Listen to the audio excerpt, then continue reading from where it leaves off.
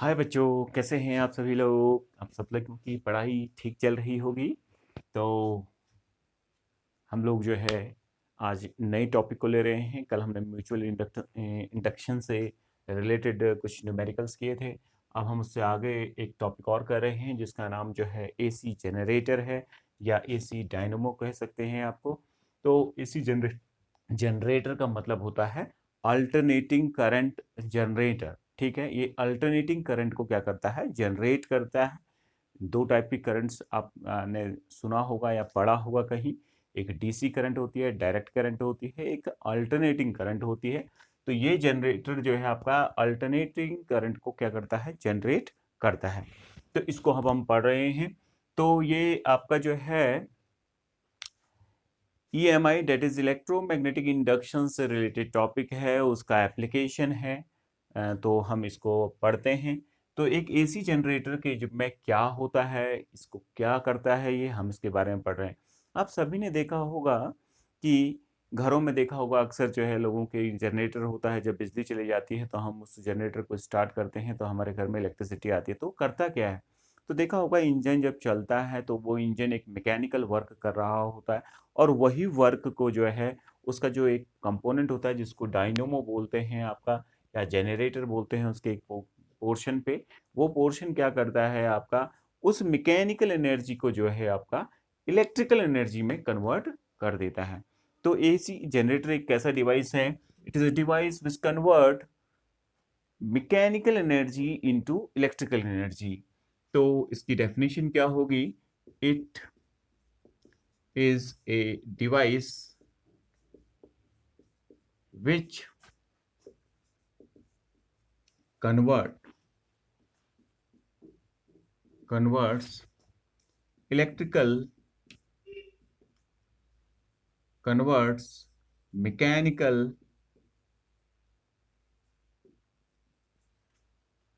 energy into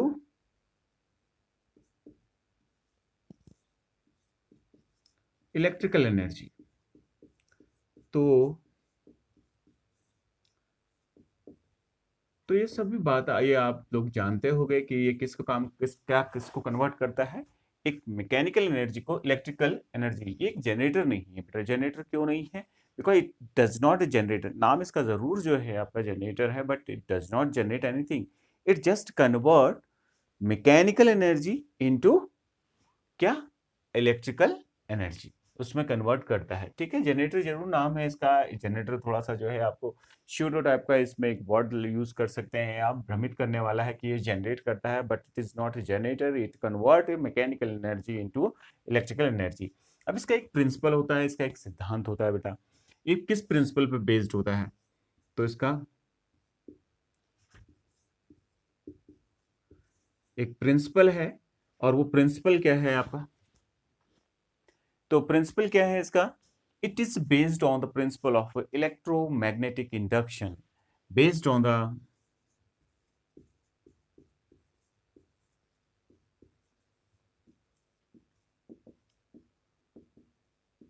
principle of EMI,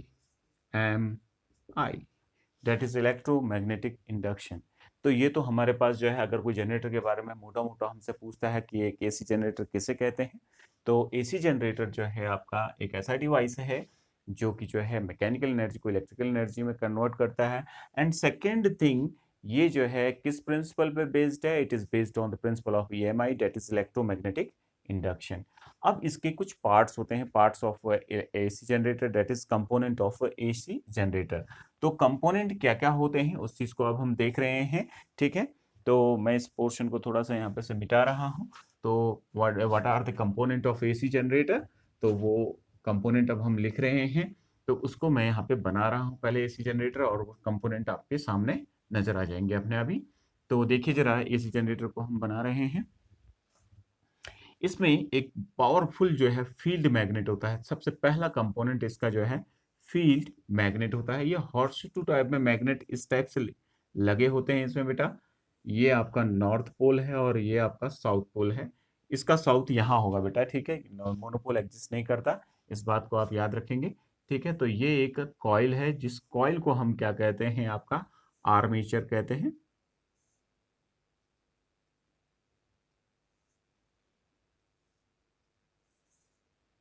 ये इस ढंग से इस शाफ्ट से जुड़ी हुई है ताकि इसको हम घुमाएं। ठीक है, तो ये रेक्टेंगुलर कॉइल है जिसको आर्मेचर के नाम से जाना जाता है। तो ये ABCD इसका कुछ नाम रख दिया हमने, और ये इसकी एक्सिस है। ठीक है, ये जब घूमता है, जैसे ये ओमेगा एंगुलर वेलोसिटी से जब घूमेगा, कुछ ना कुछ तो एंगुलर वेलोसिटी होगी, कुछ वेलोसिटी होगी इसके पास जिसकी वजह से घूम रहा होगा। तो यहाँ से जो है फील्ड इसमें जाता है, तो इससे फ्लक्स जो है चेंज करता है। ठीक है, इसमें बहुत सारे टर्न्स होते हैं, नंबर ऑफ टर्न्स होते हैं, ताकि जो है फ्लक्स ज़्यादा से ज़्यादा जो है इसमें लिंक हो। क्योंकि जो है हमारा जो इंड्यूस ईएमएफ होता है E is equal to minus N D phi upon D T, that is rate of change of flux with respect to time is always equal to induce EMF. ये फैराडे का लॉ है, आप इससे आप अच्छे ढंग से आप इसको जानते होंगे। तो जैसे ही इसमें जो है ये देखो, अब जैसे ये घूमेगा, ये शाफ्ट है इसका, ये शाफ्ट जो है आपका किसी इंजन से या किसी जो है रोटेटिंग डिवाइस से जो है जुड़ा होगा, जो कि इसको मैकेनिकल वर्क करेगा इस पे, और जिसकी वजह से ये घूमेगा। और जैसे ही ये घूमेगा, इसके टर्न होने की वजह से इसमें मैग्नेटिक फ्लक्स में चेंज आएगा, और इसमें एक इंड्यूस ईएमएफ डेवलप होगा, और उसकी वजह से एक इंड्यूस करंट इसमें रन करने लगेगी। अभी मैं उसके बारे में बताता हूँ। तो फिर होता क्या है, ध्यान से देखिए, इसके बाहर जो है क्या होता है, ये दूसरा कंपोनेंट इसका आर्मेचर हो गया। तीसरा कंपोनेंट इसका स्लिप रिंग्स होते हैं। स्लिप रिंग्स क्यों होते हैं बेटा? अब देखो, जब ये वायर, जैसे मान लीजिए ये वायर है, एक वायर जो मैं दिखा रहा हूं, इसके अंदर ऐसे बहुत सारे टर्न्स हैं बेटा, और इसके नीचे, इसके अंदर जो है कोर जो है आपकी सॉफ्ट आयरन की होती है। सॉफ्ट आयरन की इसलिए होती है बेटा, आयरन एक मैग्नेटिक सब्सटेंस है, तो जितना भी मैग्नेटिक फील्ड इससे जो है ये जो दे रहा है बाहर से, ये परमानेंट पावरफुल जो मैग्नेट लगे हुए हैं, वो पूरा का पूरा जो है इससे लिंक हो। आयरन जो है क्या करेगा, आयरन एक मैग्नेटिक सब्सटेंस है, तो पूरी फील्ड लाइन को अपनी ओर खींच लेगा, तो जिसकी वजह से जो है इससे फ्लक्स ज्यादा से ज्यादा लिंक होगा, और ज्यादा से ज्यादा फ्लक्स में चेंज आएगा, तो इंड्यूस ईएमएफ उतना ही ज्यादा डेवलप होगा, और उतनी ही अच्छी आपको करंट प्राप्त होगी। तो ये जैसे एक वायर से समझ लीजिए, ये वायर है, ऐसे करके बाहर आ रहा है। अगर मैं इससे जो है एक परमानेंट वायर ऐसे करके जोड़ दूं, आउटपुट में दे दूं, तो क्या होगा, ये तो घूमेगी, तो ये वायर का कनेक्शन क्या होगा, अगर आप हम इसको जोड़, घूमने वाली चीज पे अगर हम परमानेंटली किसी चीज को जोड़ दें, तो वो तो टूट जाएगा घूमने की वजह से। ठीक है, इसलिए इसमें इससे बचने के लिए कुछ स्लिप रिंग्स लगे होते हैं। तो देखो, एक स्लिप रिंग ये लगा हुआ है बेटा इसमें। ठीक है, ये इससे कनेक्टेड है बेटा, यहाँ पे कनेक्टेड है, देखो इससे यहाँ वाले सिरे से कनेक्टेड नहीं है।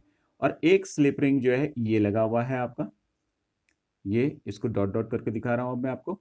और ये स्लिप रिंग ये ऐसे करके लगा हुआ है। ठीक है, ये एक स्लिप रिंग ऊपर लगा हुआ है, एक स्लिप रिंग नीचे लगा हुआ है। ठीक है, ये जो है आपका S1 स्लिप रिंग है, और this one is your S2 slip ring, ये S2 स्लिप रिंग है। ठीक है, एक S1 स्लिप रिंग, ये स्लिप रिंग जो है ऊपर जो है, जैसे ये जो है आपका क्या है, एक शाफ्ट है, तो स्लिप रिंग ऐसे करके घूमता है बेटा, इसके ऊपर घूमता रहता है। क्यों घूमता है इसके ऊपर? क्योंकि जो है अगर इसको परमानेंटली करेंगे, ऐसा शाफ्ट ऐसे घूम रही है, तो स्लिप रिंग इसके ऊपर ही ऐसे करके घूमता रहेगा। ठीक है, तो इस ढंग से ये इसके ऊपर घूमता रहेगा, ताकि इसके अंदर की जो करंट है उसको बाहर निकाल सके। तो अब जरा ध्यान से देखते हैं, ये स्लिप रिंग से करंट को बाहर भी तो निकालना है हमें। तो इसमें दो ब्रशेस लगे होते हैं, ये होते हैं आपके कार्बन के, ग्रेफाइट के बने होते हैं। ये ब्रश B1 है आपका, और ये वाला ब्रश जो है आपका B2 है। ये कार्बन के ग्रेफाइट के बनाने का मुख्य कारण क्या है? ग्रेफाइट एक अच्छा जो है लुब्रिकेटर है बेटा, क्योंकि जो है, क्योंकि ये बार बार घूमेगा, तो घूमने की वजह, अगर हम किसी जो है मेटल का लगा देते हैं, तो मेटल का लगाने की वजह से क्या होगा, मेटल में जो की वजह से फ्रिक्शन होगा, जिसकी वजह से स्लिप रिंग जल्दी खराब हो जाएगी और टूट जाएगी। ठीक है, तो इस वजह से जो है हम यहाँ पे किसको लगा देते हैं, आपका एक ब्रश लगाते हैं, वो इस टाइप का होता है। कंडक्टर तो हो, ग्रेफाइट एक अच्छा कंडक्टर है, द सेम टाइम वो एक लुब्रिकेंट की तरह भी काम करता है। ठीक है, और उसका जो है आपका मेल्टिंग पॉइंट बहुत हाई है। ठीक है, तो ये हम जो है यहाँ से लगा देते हैं, और इससे बाहर करंट देते हैं। ये आपका कोई लोड है जिसको आप जो है इससे चलाना चाहते हैं, तो RL फॉर लोड हो गया। तो ये आपके पास पूरी कहानी हो गई इसमें। तो इसके जो कंपोनेंट्स होते हैं, तो एक एक करके इसके कंपोनेंट लिखते हैं। पहला क्या होता है आपका, फील्ड मैग्नेट। ये जो मैग्नेट्स हैं, these are called field magnet. तो फर्स्ट कंपोनेंट मैं ऐसे लिख दे रहा हूं यहाँ पे, फील्ड मैग्नेट, मैग्नेट ये पहला कंपोनेंट है इसका। दूसरा ये जो है आपकी आर्मेचर, दूसरा कंपोनेंट जो है आपका क्या है, आपका आर्मेचर।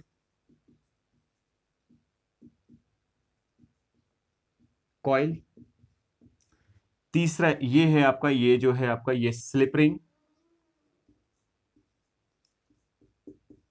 Slip ring.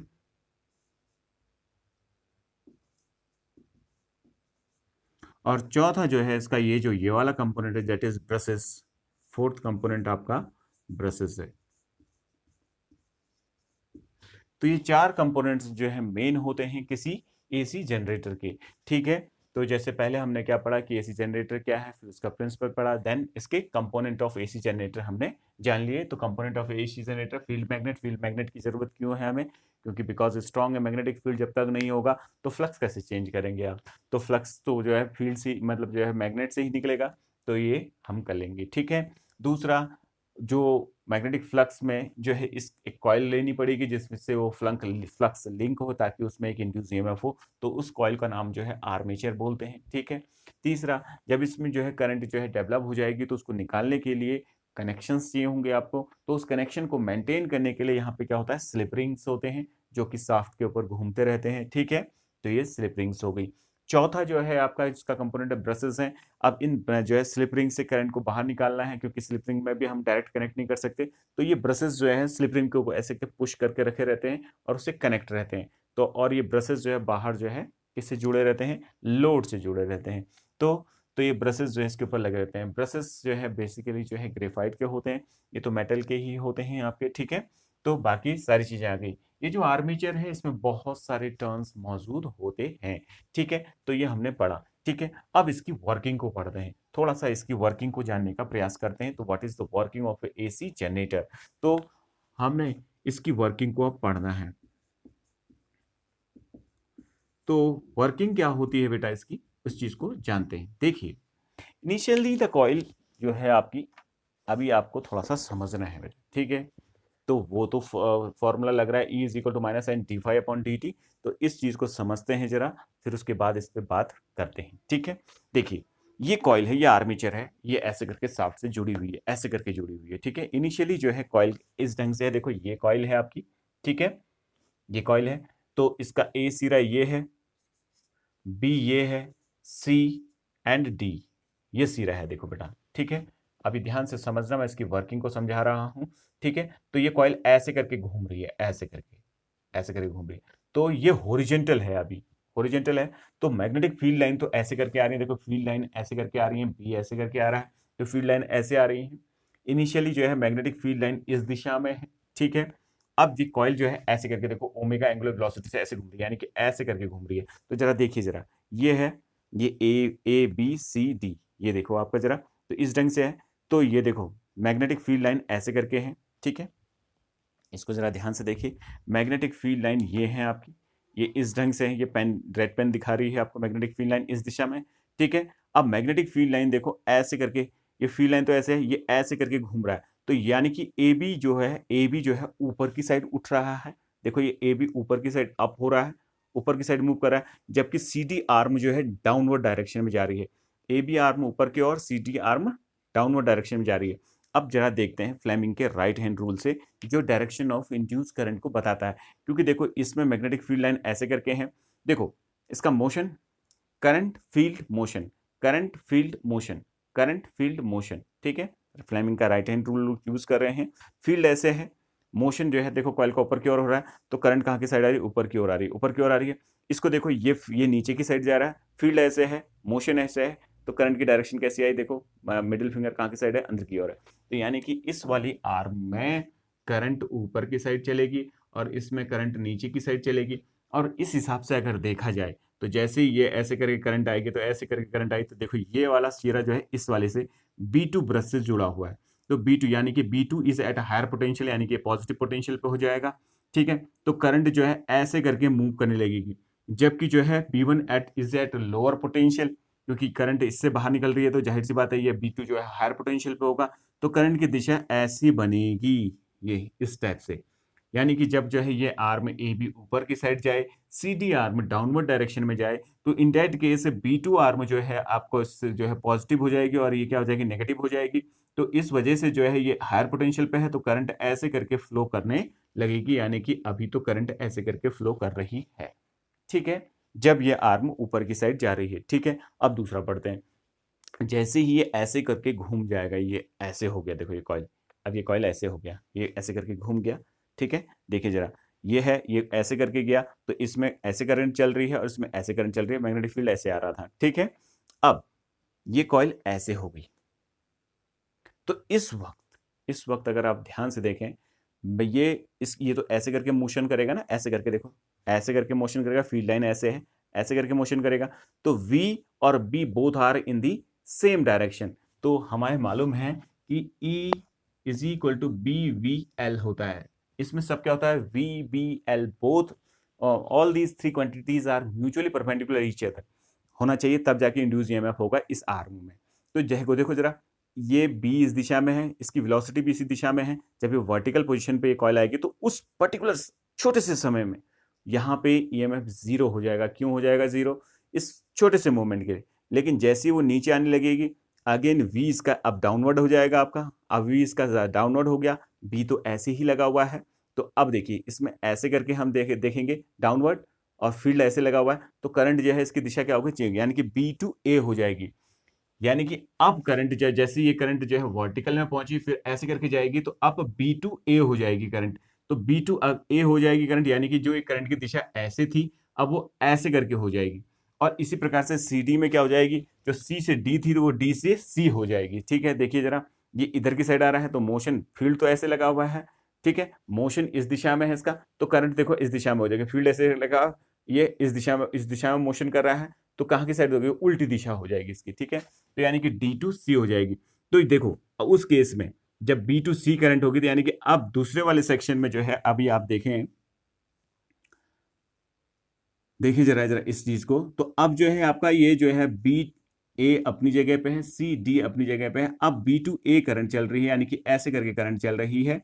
तो ब्रशेस ये जो जुड़ा हुआ है, देखो ये वाला सिरा जो जुड़ा हुआ है, ये बी टू ब्रश, ये वाला जो है बी टू जो है जुड़ा हुआ है, ये बी टू है आपका, और इससे जुड़ा हुआ था, देखो इस वाले से जुड़ा हुआ था, और ये जो बी वन है वो इससे जुड़ा हुआ था, और ये लोड बाहर की ओर है आपका, ये लोड हो गया आपका। ठीक है, ये बी वन है, ये बी टू है, और ये बी वन है। ठीक है, ये बी टू है और ये बी वन है। तो अब देखो करंट, तो बी वन क्या हो जाएगा, हायर पोटेंशियल, करंट की दिशा क्या होगी, चेंज होगी, चेंज होगी नहीं होगी, यानी कि कहने का मतलब अब B one is at a higher potential, जब वो वर्टिकल में पहुंचेगा, नीचे की साइड जाएगा, तो बी वन हायर पोटेंशियल, अब करंट जो है ऐसे करके चलने लगेगी इस दिशा में। तो पहले वाले केस में जब जो हॉरिजॉन्टल थी, अब ऊपर जा रहा था, तो ऐसे चल रही थी, और फिर उसके बाद ऐसे चलने लगी। तो इसका मतलब क्या है, these the current changes is direction in the outer circuit. ठीक है, इन अल्टरनेट मैनर, फिर वो ऐसे को हॉरिजॉन्टल होगी, फिर ऐसे होगी, तो बार बार ये अपनी दिशा को चेंज करने लगेगी। तो इसका मतलब क्या है कि ये एक अल्टरनेटिंग करंट को क्या करेगा, डेवलप करेगा। ठीक है, अल्टरनेट ऑर्डर पे अपनी दिशा को क्या करने लगेगा, चेंज करने लगेगा। That's why the name of this generator is your AC generator. Same principle जो है डीसी में लगता है, वहां पे अरेंजमेंट ऐसा होता है कि जो बी होगा, कोई भी ब्रश ले लीजिए इसमें से, वो एक ब्रश हमेशा जो है हायर पोटेंशियल पर रहेगा, तो इसलिए बाहर जो है हमेशा करंट एक ही दिशा की आपको प्राप्त होगी। इस ढंग से अरेंजमेंट क्या होता है। बाकी सब अरेंजमेंट ऐसा होता है, ये स्लिप रिंग्स जो है, हाफ स्लिप रिंग्स इस ढंग से लगाए जाते हैं कि जो है एक सिरा उसका हमेशा हायर पोटेंशियल पे रहे। हमें अभी एसी का पढ़ रहे हैं, तो एसी में क्या होता है, एक बार एक हायर पोटेंशियल पे रहता है, और अगले ही समय में, अगले ही मोमेंट में फिर दूसरा वाला हायर पोटेंशियल रहता है। इसलिए जो है करंट जो है अल्टरनेट ऑर्डर पे जो है मतलब जो है अपनी दिशा को क्या करती है, चेंज करती है, डायरेक्शन को चेंज करती है। That's why the name of this generator is your AC generator. तो ये थी इसकी वर्किंग बेटा, जिसको आप भी मैंने आपके सामने समझाया। तो ये एसी जनरेटर की वर्किंग हो गई। अब हम जो है कुछ चीजें और करते हैं, जरा ध्यान से देखिए। तो अब मैं क्या क्या कर रहा हूं इसमें, अब इसका जो है इंड्यूस ईएमएफ का एक्सप्रेशन निकालते हैं, expression for induce EMF in a AC generator. ठीक है, तो एक एसी जनरेटर में एक्सप्रेशन फॉर इंड्यूस ईएमएफ कितना होगा, उसको निकालते हैं। ठीक है, तो ये आप पूरा स्ट्रक्चर समझ गए होंगे बेटा। ठीक है, तो मैं इसको अब हटा दे रहा हूं। ठीक है, तो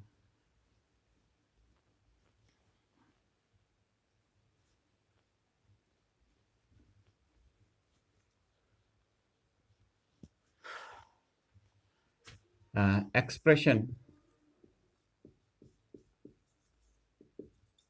फॉर इंड्यूस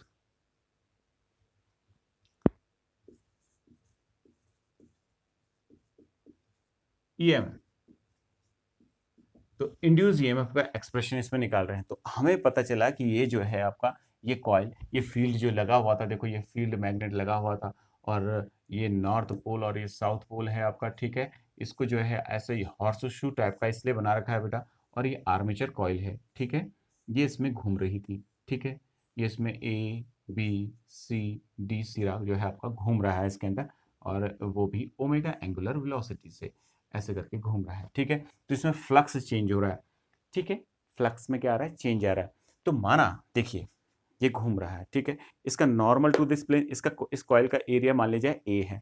तो flux link with each turn of this coil is given by phi is equal to कितना हो जाएगा, बी ए कितना हो गया आपका, कॉस थीटा ईच टर्न। अभी थीटा क्या है, theta is the angle between normal to this plane that is area vector और मैग्नेटिक फील्ड के बीच में। देखो जरा, ये ऐसे घुमा, थीटा एंगल टर्न करा, देखो जैसे ये कॉइल जो है थीटा एंगल टर्न कर रही है, तो ये तो नॉर्मली तो थीटा एंगल टर्न करेगा, देखो ऐसे करके टर्न करेगा नहीं करेगा, थीटा एंगल टर्न किया, ये ऐसे करके माना टी समय में ये थीटा एंगल जो है, देखो ये इस वाले पोर्शन को देख रहे हैं यहाँ बेटा, इस वाले पोर्शन को, तो मैं इसी हिसाब से डायग्राम को यहाँ पे बना रहा हूँ, ठीक है। जैसे आप ध्यान से देखिए इसको, तो आप की कॉइल ये है बेटा, ठीक है। किसी वक्त आपकी कॉइल ये है, आप कॉइल का ये मैग्नेटिक फील्ड है, और नॉर्मल टू दिस कॉइल क्या है आपका, ये है बेटा, ये नॉर्मल है, दैट इज एरिया वेक्टर है, ठीक है। Normal that is this is the direction of, क्या है आपका, direction of area vector, area vector. तो जैसे ये पहले ऐसे था, फिर ऐसे किया, तो देखो इसका भी एंगल कितना टर्न कर गया, जैसे अगर इतना एंगल, ये थीटा एंगल टर्न किया है, तो जाहिर सी बात है ये भी कितना करेगा, थीटा एंगल टर्न कर जाएगा, तो ये भी कितना होगा, थीटा। तो किसी टी समय में इसने जो है ये इतना एंगल थीटा जो है टर्न किया, तो हम जानते हैं इसकी एंगुलर वेलोसिटी क्या होता है, angular displacement upon time T. तो थीटा इज इक्वल टू कितना हो जाएगा आपका, देखो बेटा, theta is equal to omega T. तो इस वक्त इससे जो फ्लक्स लिंक होगा, flux link with each turn, flux linked with each turn of the armature, कितना हो जाएगा बेटा, phi is equal to B A cos theta, where A is the area of the armature coil, ठीक है। B is the magnetic field जिसमें वो रखा गया है। तो थीटा कितना रख सकते हो, ओमेगा टी, तो फाई इज इक्वल टू कितना हो जाएगा, B A cos omega T, because theta is your omega T. तो हम जानते हैं, मान ले जाए इसमें इंड्यूस ईएमएफ कितना हो रहा है, ई डेवलप हो रहा है, तो ई इज इक्वल टू कितना हो जाएगा, minus of, and let the total number of turn present in this armature be capital N, तो कितना हो जाएगा, D phi upon D T. तो flux that is the rate of change of flux with respect to time in each turn है ये बेटा। अगर इसको एन फाई कर दूंगा तो ये पूरे टर्न में निकलेगा, समझ में आ रही बात है। तो इस फाई की वैल्यू को यहां से रख लेते हैं, तो कितना हो जाएगा, E is equal to minus N D by D T of B A cos omega T. ये आपका एक्सप्रेशन आ गया। अब जरा ध्यान से देखिए इस एक्सप्रेशन को, ठीक है। तो देखो बी, एक बार जो आपने फील्ड मैग्नेट लगा दिया, मैग्नेटिक फील्ड को कांस्टेंट कर दिया, यानी कि मैग्नेटिक फील्ड में कोई परिवर्तन नहीं होगा, यानी कि उसकी वैल्यू उतनी ही रहेगी इसके बीच में, ठीक है। एरिया ऑफ द कॉइल, एक बार जो कॉइल आपने डिसाइड कर ली उसका एरिया भी क्या रहेगा, कांस्टेंट रहेगा, तो यानी कि बोथ आर कांस्टेंट, ठीक है। तो ई इज इक्वल टू कितना हो जाएगा, minus N B A D by D T of cos omega T. D by D T of cos omega T कितना होता है बेटा, देखो जरा, D by D T of cos omega T equal to होता है आपका क्या, साइन ओमेगा टी और इंटू ओमेगा, लेकिन किसके साथ, विथ नेगेटिव साइन, ठीक है। चेन रूल लगता है इसमें, तो इस चीज को आप लोग देखेंगे, ठीक है। तो ये आपका हो गया आपका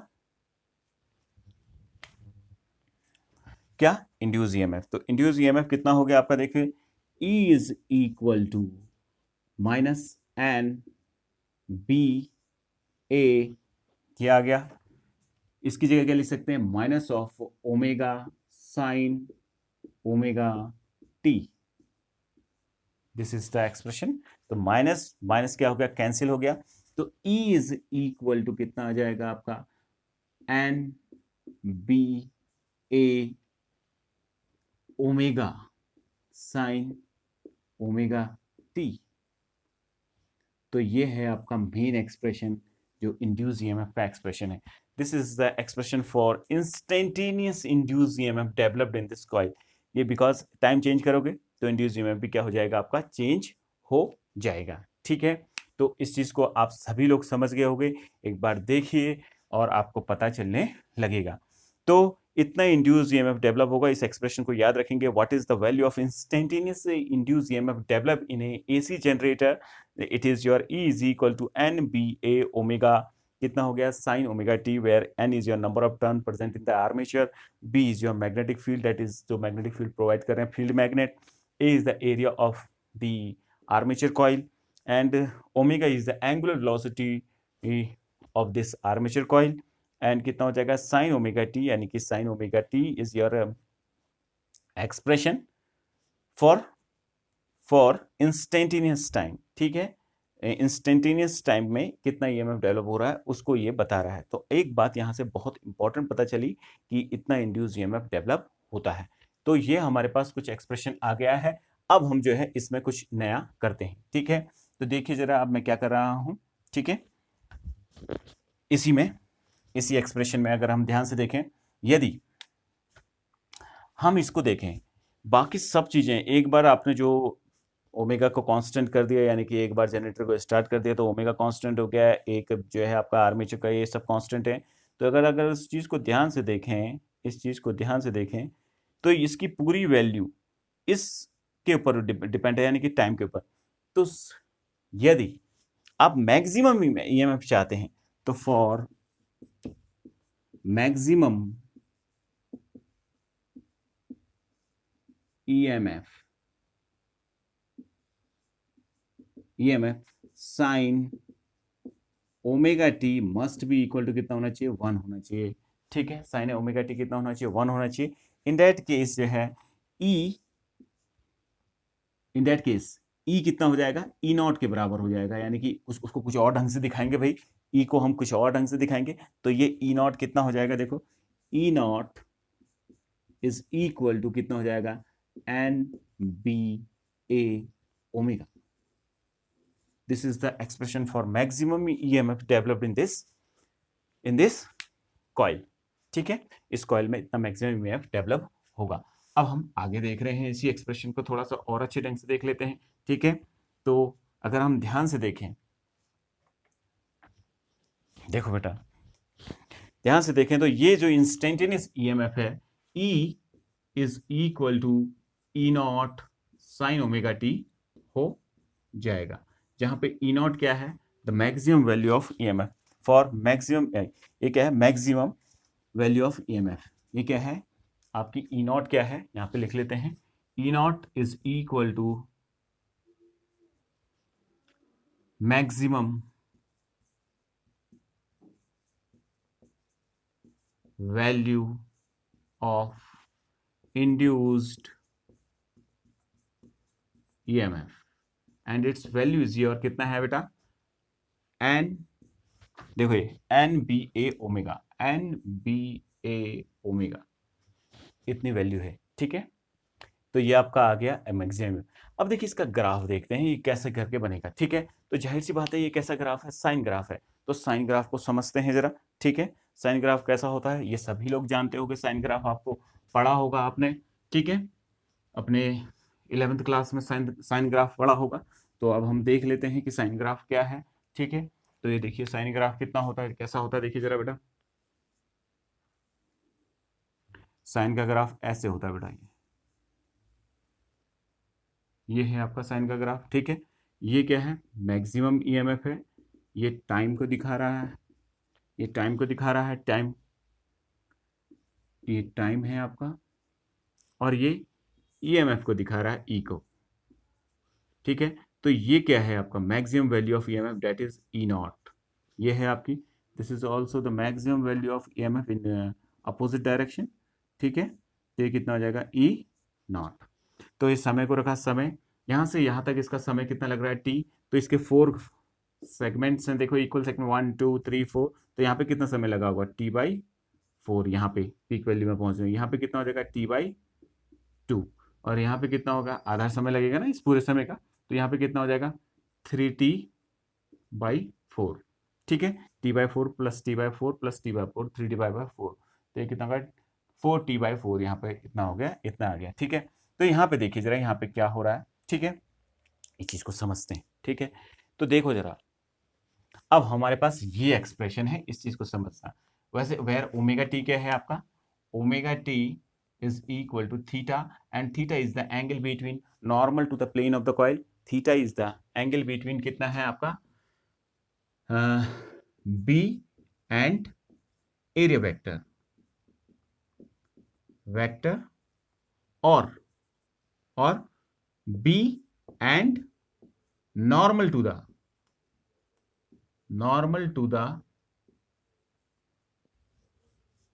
plane of the coil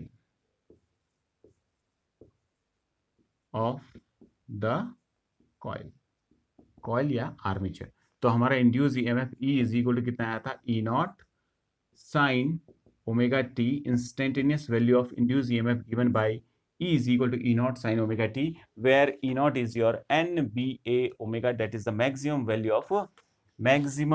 of induced EMF, maximum value of induced EMF, ठीक है। ये आ गया, ठीक है।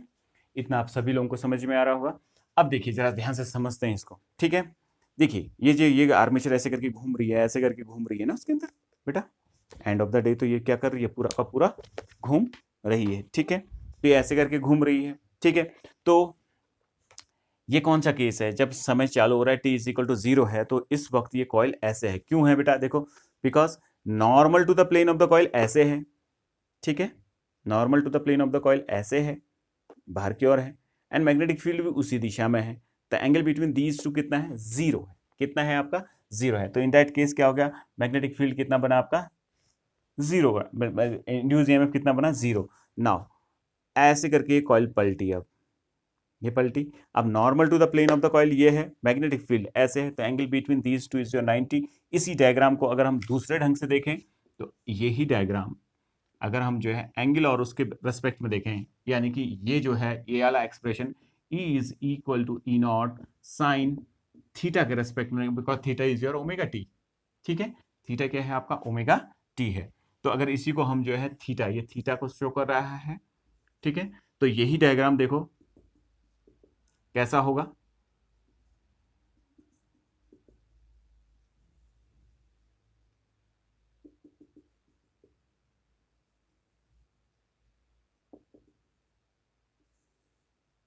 ऐसा होगा।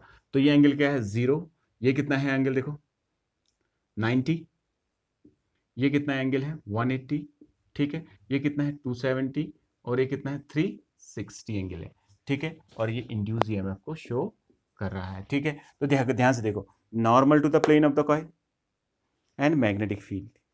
सेकंड केस मैक्सिमम ईएमएफ, ठीक है, बिकॉज साइन की वैल्यू 90 पे सबसे ज्यादा होती है, तो पूरा ईएमएफ किसके बराबर होगा, instantaneous EMF peak value of EMF के बराबर होगा, that is the maximum value of. फिर क्या हुआ, देखो नॉर्मल ये, अब ये ऐसे करके घुमा, नॉर्मल तो ऐसे है, ठीक है, और मैग्नेटिक फील्ड भी ऐसे है। The angle between these to क्या हो गया, देखो यहां से चल रहे थे, ये नॉर्मल था, ऐसे करके चल रहे थे, ये नॉर्मल था, ऐसे किया, ऐसे है, अब ऐसे हो गया तो मैक्सिमम बना दिया, ठीक है।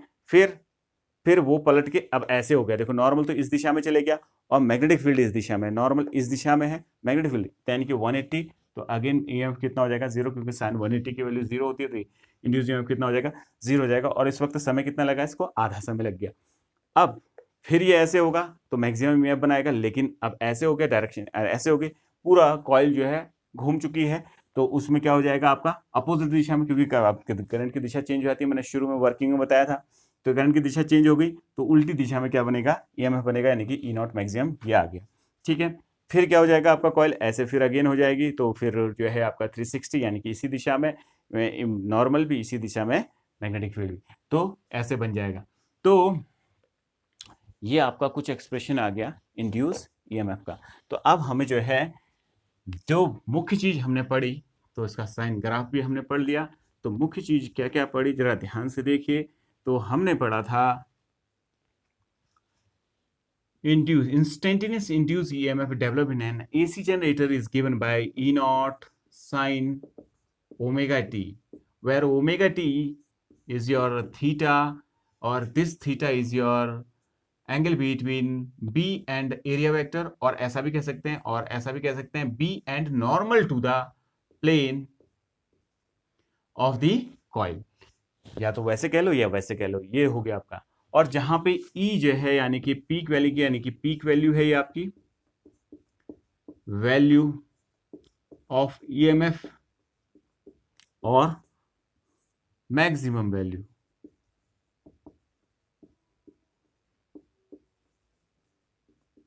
ऑफ ईएमएफ, ये आपका याद रखना है। तो ये हमारे पास कुछ चीजें आ गई हैं, और इसकी वैल्यू कितनी थी ई नॉट की, तो वो कितना था N B A omega, where omega is your angular velocity, n is the number of turns, total number of turns present in an armature coil, b is the magnetic field, a is the area of the coil। तो ये आपका हो गया, इसको आपको याद रखना है। ठीक है, अगर इसमें पूछता what is the value of induce current, induce current की वैल्यू क्या होती है, तो induce current I is equal to कितना हो जाएगा भाई, induce EMF upon resistance of the coil, resistance of the coil, कितना रेजिस्टेंस है कॉइल का। ठीक है, तो ई कितना है देखिए जरा, ई कितना है जरा ध्यान से देखिए, E not sine omega T upon कितना हो जाएगा R, which is again equal to E nought upon R, या that is peak value of current, ये कितना हो जाएगा साइन ओमेगा टी। तो जो peak value of current I आपके पास, तो करंट की वैल्यू कितनी हो जाएगी, peak value of current I is equal to कितना हो जाएगा I nought sine omega T. और यहां से हमें पता चला जो पीक वैल्यू ऑफ करंट है आई नॉट, वो कितना है ई नॉट अपॉन आर के बराबर है, यानी कि peak value of voltage upon resistance of the coil. तो ये हमारे पास आ गया। ठीक है, अगेन इसका ग्राफ भी क्या बनेगा, साइन ग्राफ बनेगा। अगर हम जैसे देखें इसका ग्राफ, तो because it is also that is instantaneous current, induce current in A armature coil is your I nought sine omega T है। देखो जरा इस एक्सप्रेशन को, इस एक्सप्रेशन को जरा देखो। तो फिर अगेन अगर करंट और जो है टाइम के बीच में ग्राफ बनाना चाहें, तो वो क्या आएगा आपका साइन ग्राफ आएगा, ये करंट को शो कर रहा है, ये पीक वैल्यू ऑफ करंट है आई नॉट।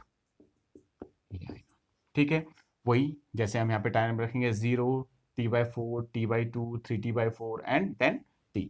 ठीक है, इस ढंग से ये आपका आ गया। ठीक है, तो ये हमारे पास कुछ करंट हो गया। अब देखो पावर, पावर लॉस क्या होती है, देखो इसमें पावर जो बनेगी इसमें डिसिपेट होगी, इसमें जो पावर डिसिपेशन होगा, तो पावर इज इक्वल टू क्या होता है बेटा, पावर इज इक्वल टू कितना होता है IRMS square, I square R, ये होती है।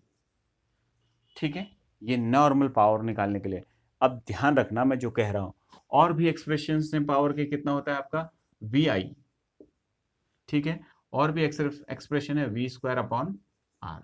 जब भी कभी आपसे एसी में, क्योंकि अभी हम एसी जनरेटर पढ़ रहे हैं, तो एसी जनरेटर में पावर पूछेगा, तो ये जो I और जो होते हैं V होते हैं, ये हमें ये V क्या ले लेंगे हम, जैसे इंस्टेंटेनियस निकालनी है तो इंस्टेंटेनियस करंट ले लेंगे।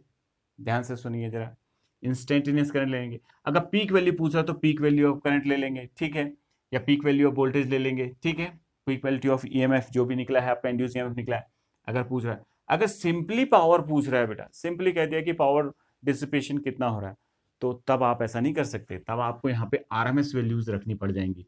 एक वैल्यू होती है जो इसकी एवरेज वैल्यू होती है, जिसको बोलते हैं रूट मीन स्क्वायर वैल्यू। तो जो पी एवरेज ही निकालते हैं ज्यादातर। अगर सिंपली पावर पूछता है तो इसका मतलब वो पी एवरेज पूछ रहा है। तो इस एक्सप्रेशन को ऐसे लिखते हैं IRMS square RMS square into R, या इसको लिखेंगे ये जो लिखा हुआ है ERMS यानी कि ये वोल्टेज को इंड्यूस ईएमएफ से दिखा दिया, into I R M S is equal to E R M S square upon, अगर सिंपली पावर पूछता है, ठीक है, तो इसको याद रखेंगे आप। तो अब हम जो है इससे रिलेटेड न्यूमेरिकल करते हैं, देन इस टॉपिक को फिनिश करते हैं, ठीक है। तो देखिए इसका टॉपिक का न्यूमेरिकल क्या है और उसको करने का प्रयास करते हैं यहाँ पे आप सभी के सामने, ठीक है। तो वो क्या होगा न्यूमेरिकल, देखें जरा।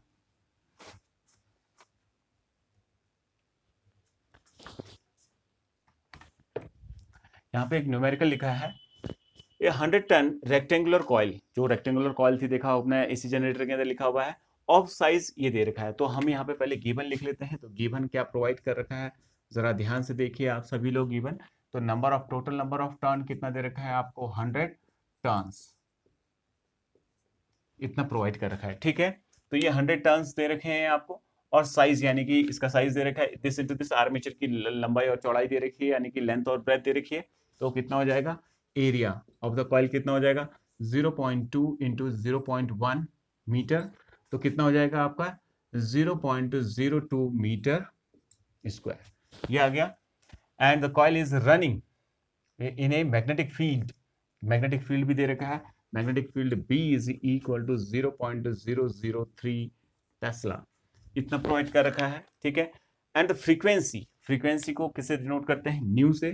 तो न्यू इज इक्वल टू कितना दे रखा है, 1200 RPM, राउंड पर मिनट, राउंड पर मिनट। तो इसको सेकंड में चेंज करना पड़ेगा। तो 1200 अपॉन कितना कर देंगे, 60, 1 मिनट में जो है आपके 60 सेकेंड्स होते हैं। तो दिस कैंसिल आउट, तो इसको अगर इसे कट करेंगे तो कितना हो जाएगा, 20 राउंड पर सेकेंड, ये आपका फ्रीक्वेंसी आ गई, ठीक है। तो बोल रहा है about the axis normal to the field, field के नॉर्मल है, ऑब्वियस बात है वो फील्ड के नॉर्मल ही होता है। Find maximum value of induce EMF, maximum value, पहला प्रश्न पूछ रहा है maximum value of induce EMF, वो कितना होता है बेटा, maximum value of induce EMF is your E naught होता है, वो कितना होता है, NBA ओमेगा। अब देखो ओमेगा क्या है, एंगुलर वेलोसिटी है, तो इस angular velocity omega is equal to कितना होता है, 2 पाई न्यू होता है, ये आप सभी लोगों ने पढ़ा होगा, ठीक है।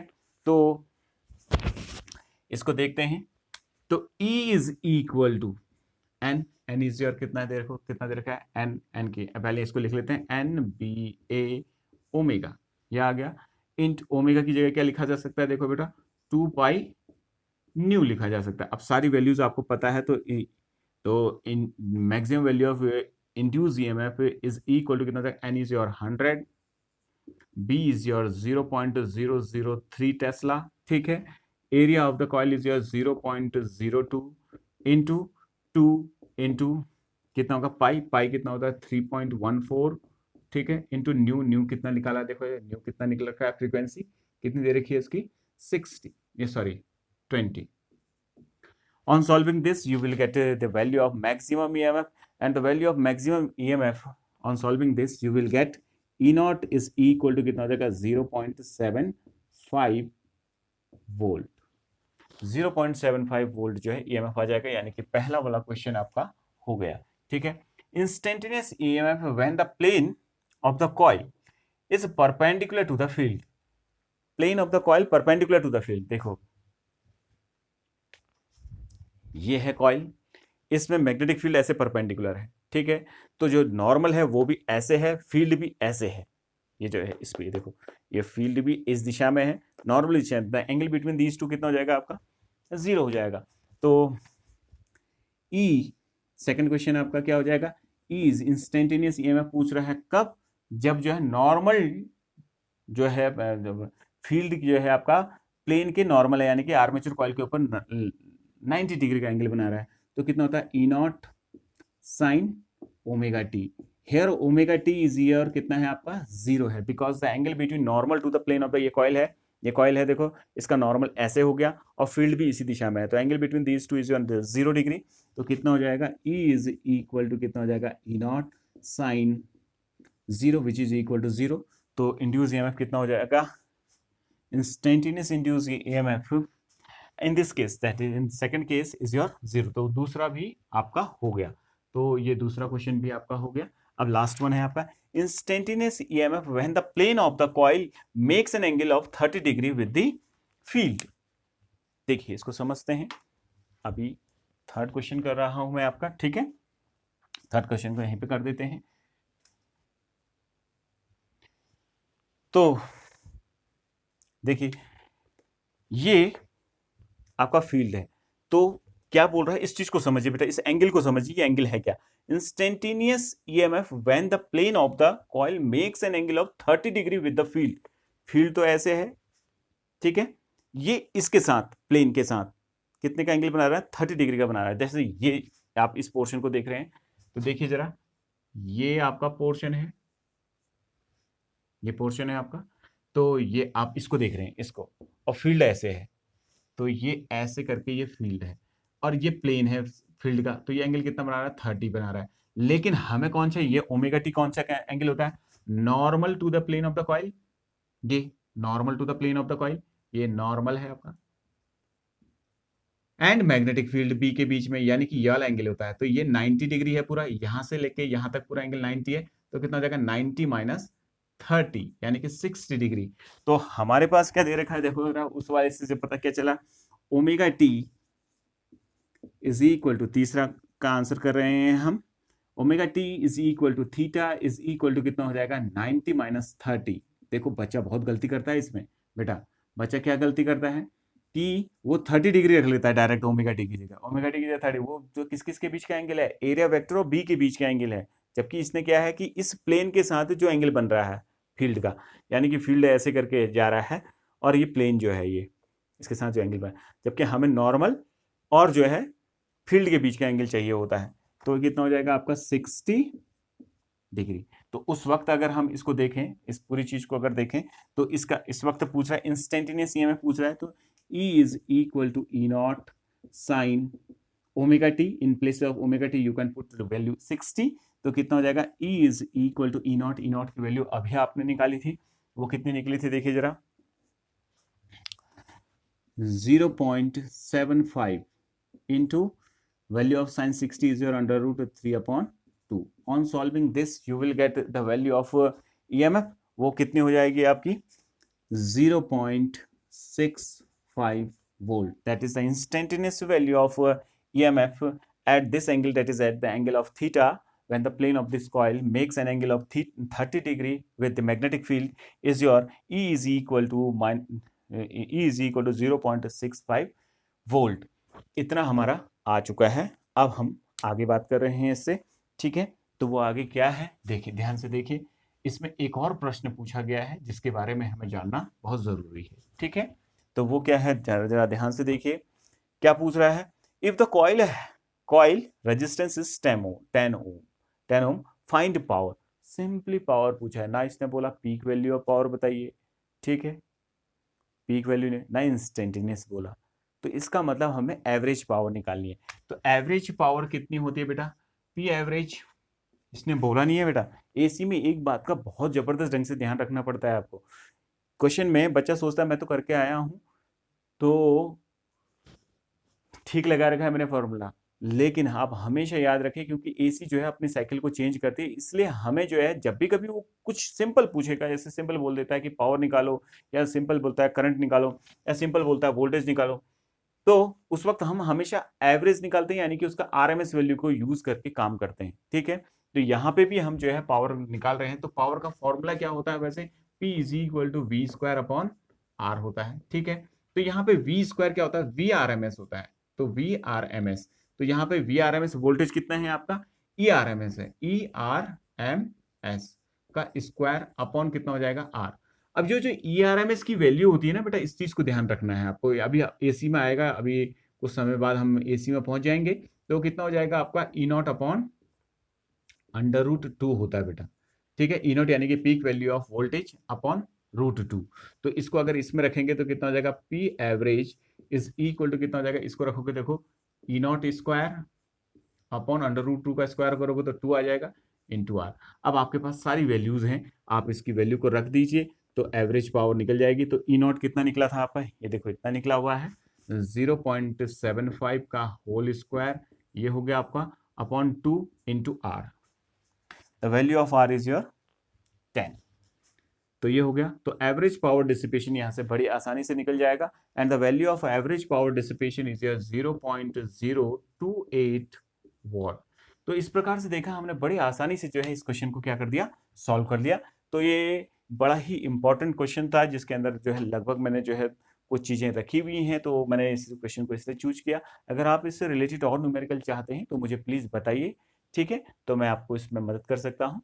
तो प्लीज इसके दूसरे वाले सेक्शन को जरूर देखना, इसमें बहुत मिस्टेक करता है बच्चा, बाकी तो बहुत सिंपल है, इस वाले में मिस्टेक करता है, क्योंकि जब हम कॉपियां चेक करते हैं तो हमें इस बात का पता चलता है कि बच्चे ने किस एंगल को ले लिया है। तो आप सभी लोग पढ़ते रहिए, ठीक है, और जुड़े रहिए इससे, ठीक है, चैनल में। तो ओके, बाय, टेक केयर।